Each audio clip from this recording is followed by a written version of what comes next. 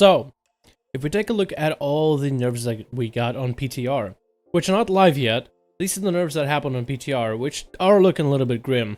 It is kind of sad to just take a look at your class, let's say your favorite class, and just say, huh, it seems that Blizzard is literally nerfing us for the next patch.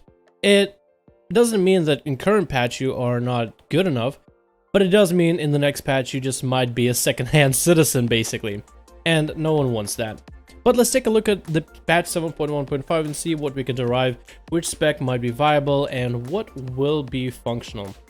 We took a look at a lot of nerfs, which, first of all, there were a lot of nerfs, and rogues have been receiving nerfs ever since Legion got released. Actually, scratch that. Rogues have been getting nerfs since a beta. Actually, scratch that. Rogues have been getting nerfs since Alpha of Legion. So they've been nerfed, nerfed, and nerfed. So whether these nerfs are good for the game or not, whether they're fair nerfs or not, I feel that they do kind of detriment the psychology of all the rogues, just to feel like that ugly child, the ugly duckling in a family, like, oh man, I just keep getting shit on, I just keep getting nerfs, small nerfs, big nerfs, it's nerfs all day. I almost feel like it would be better psychologically for them to just do a massive rogue nerf, one massive rogue nerf, and then buff us to the point where Blizzard feels comfortable, rather than chip away at rogues.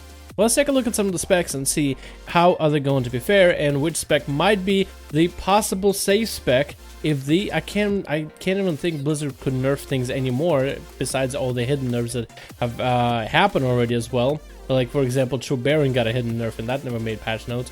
But let's take a look at all the specs and see which one might be like the quote-unquote the safe choice.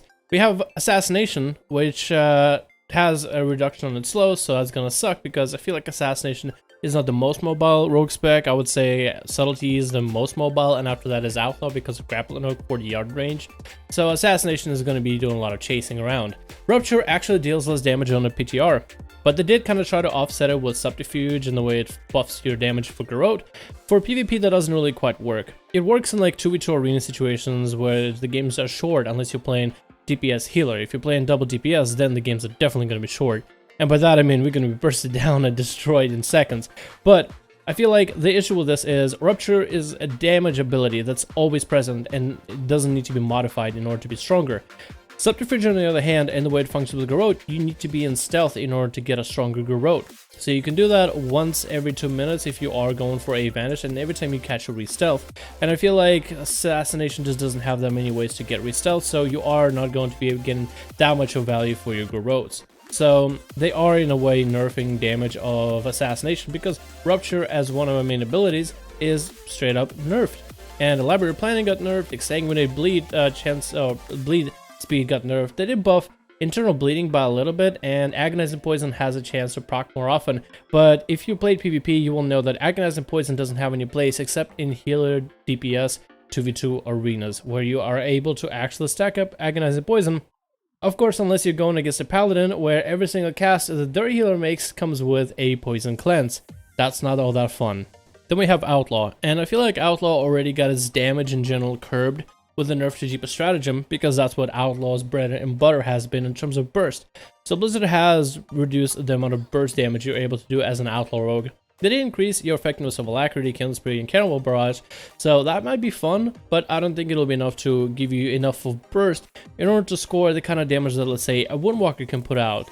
But we will have to see how good is Slice and Dice. If Slice and Dice is that good of an ability where maybe you can run some kind of a Vigor build where you run Vigor, Slice and Dice, and you just spam as many Saber Slashes as possible, then maybe Outlaw might be viable.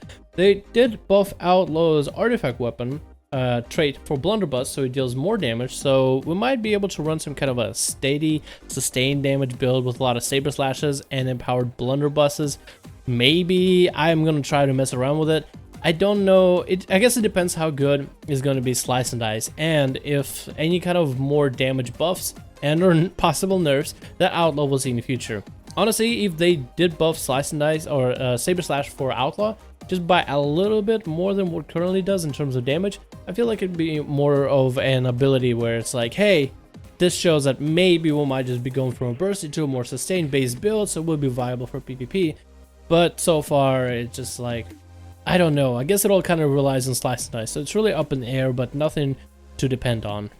And then we have Subtlety. Now, the interesting part about Subtlety is it has mobility, so the slow reduction for Nightblade doesn't really affect it that much. Then we had a nerf to Master of Shadows, which grants you energy when you enter stealth or activate Shadow Dance. The difference of that energy is going to be 30 and 25.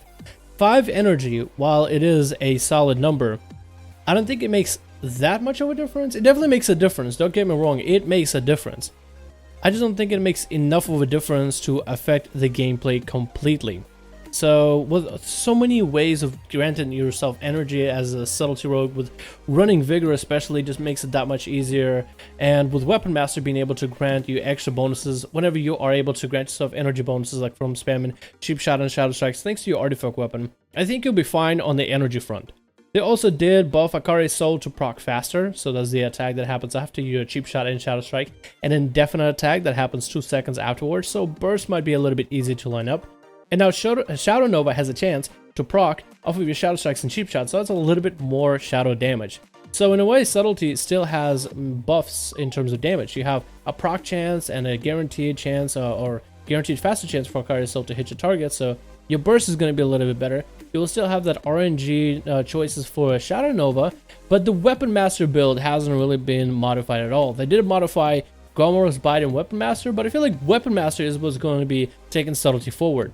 So I feel like Subtlety took the least amount of nerfs when it comes to these nodes. First of all, Subtlety doesn't really need to use Deeper Stratagem. It does give you a little bit of a different playstyle when you're able to get a little bit of a stronger Eviscerate and definitely a stronger Nightblade onto targets.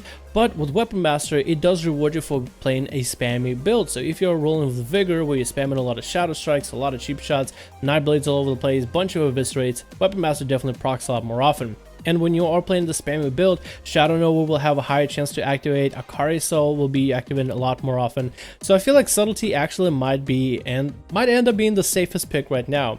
Currently, Subtlety is basically a CC bot with a little bit of extra damage here and there, but by patch 7.1.5 with Akari's Soul and Shadow Nova, you actually might be dealing a little bit more damage. Now, you're not going to be dealing a lot of damage in general perspective, in a global perspective of World of Warcraft. You're not going to be hitting harder than most of the other classes.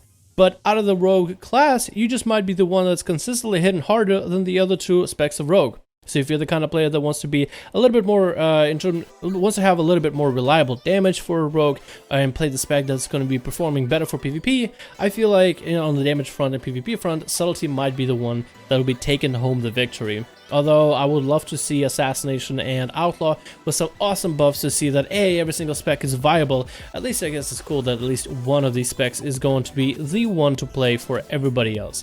Thank you guys so much for watching this video. Let me know what you think about this coverage of the patch notes. I'll have the link to the patch notes again.